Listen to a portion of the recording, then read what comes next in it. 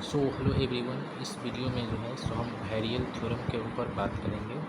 हैरियल theorem in quantum mechanics. ठीक है, तो हम कंसीडर करते हैं कि हमारे पास एक स्टेशनरी स्टेट है और एक ऑपरेटर है जो कि क्या है, टाइम इंडिपेंडेंट है। ठीक है, तो जब स्टेशनरी स्टेट होगा, ठीक है, और क्या होगा, ये ऑपरेटर क्या होगा, टाइम इंडिपेंडेंट होगा, तो हम जानते हैं हाइजेनबर्ग इक्वेशन ऑफ मोशन जो है उससे ये होता है।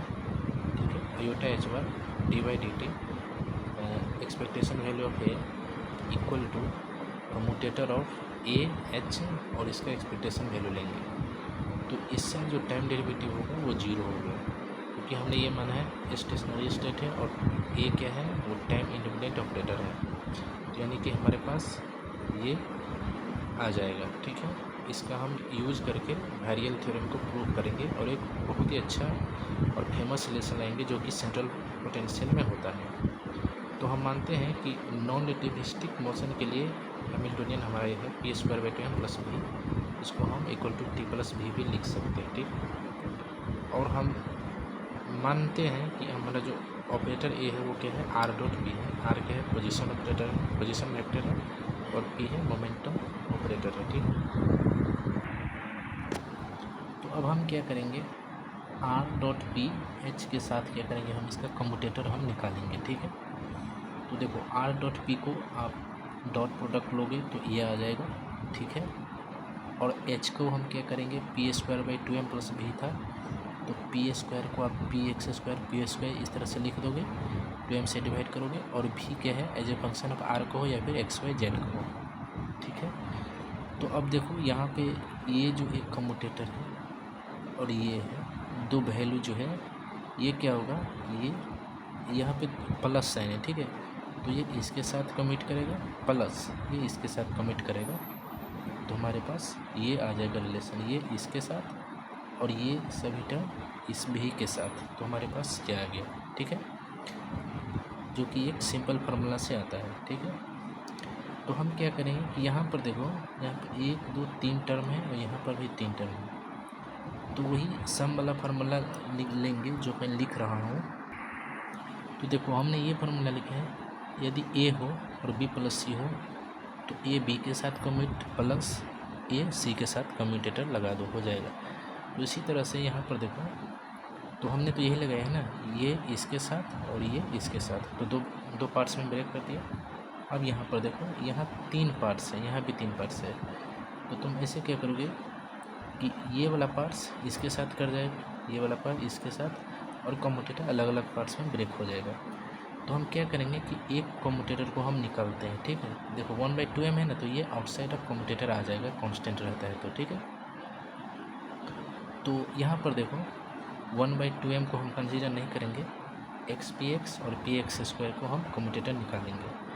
तो देखो इसको हम ऐसे लिख सकते हैं। ठीक है, यहाँ पे हमने एक्स पी एक्स प्रोडक्ट वाला फार्मूला जो कम्यूटेटर का होता है वो मैंने यूज किया है, वो मैं लिख दूंगा अभी। ठीक है, तो ये यूज किया हमने, फिर इसके साथ देखो पी एक्स है तो ये तो जीरो हो जाएगा, ये बचेगा, तो इसको भी हमने क्या किया, 2 पार्ट्स में ब्रेक हो जाएगा, प्रोडक्ट वाला वही लग जाएगा। P x into P x है तो एक्स पी एक्स के साथ एक बार होगा और ये इसके साथ इस तरह से हम लिख देंगे।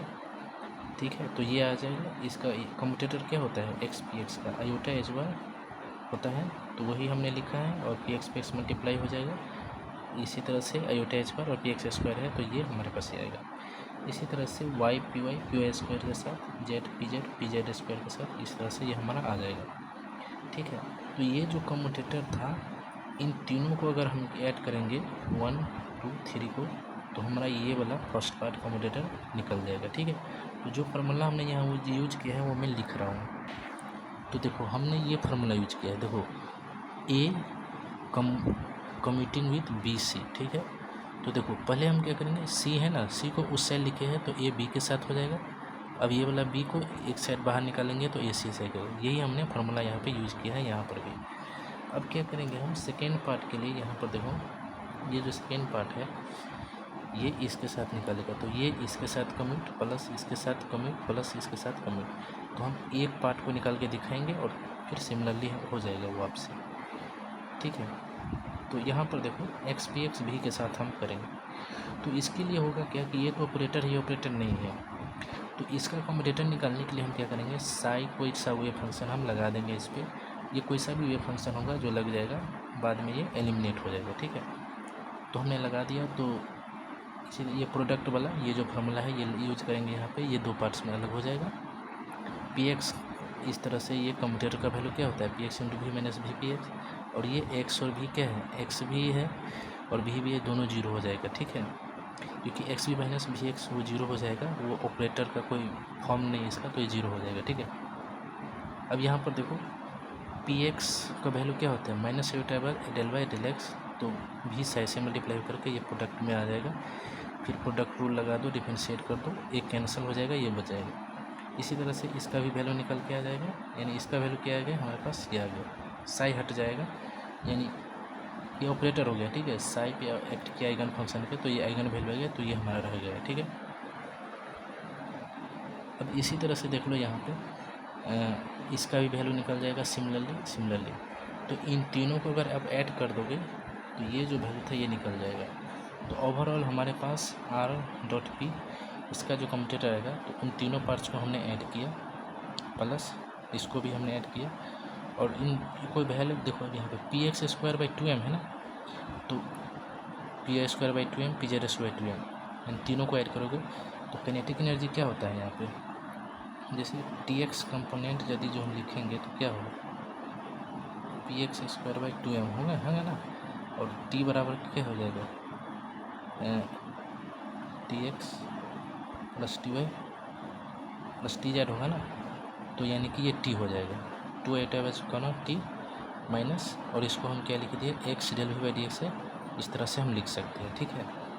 तो हम क्या करेंगे, दोनों साइड एक्सपेक्टेशन वैल्यू ले लेंगे, ठीक है, इस इक्वेशन का, तो हमारे पास ये आ जाएगा, ठीक है, ये आएगा, तो ये फार्मूला आ जाएगा, तो ये जीरो है, अब मान के चलो तो ये जीरो है, तो ये इसमें देखो आयोटा एच बार कैंसिल हो जाएगा, तो हमारे पास ये एक बहुत ही इम्पोर्टेंट रिलेशन है जो आप याद रखना।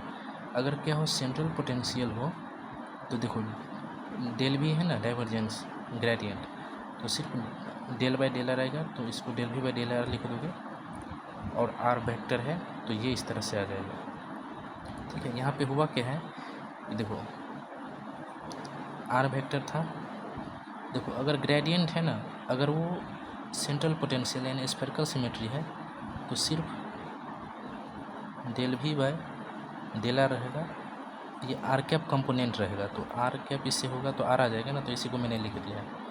अगर भी क्या हो, मान के चलो, जो कि फेमस एग्जांपल है, 1/r हो, ये क्या है, इन्वर्स स्क्वायर पोटेंशियल है, जो कि हाइड्रोजन एटम में ले लो या ग्रेविटेशनल पोटेंशियल ले लो, कोई सा भी ले लो, तो 1/r के फॉर्म में जो होता है, तो ये आप इसमें रखोगे तो ये एक बहुत ही अच्छा रिलेशन आएगा कि expectation value of potential energy is equal to twice of expectation value of kinetic energy, या फिर ऐसे भी क्लासिकली अगर तुम देखोगे तो इसको बोल सकते हो average value potential is equal to twice of average value of kinetic energy, ठीक है।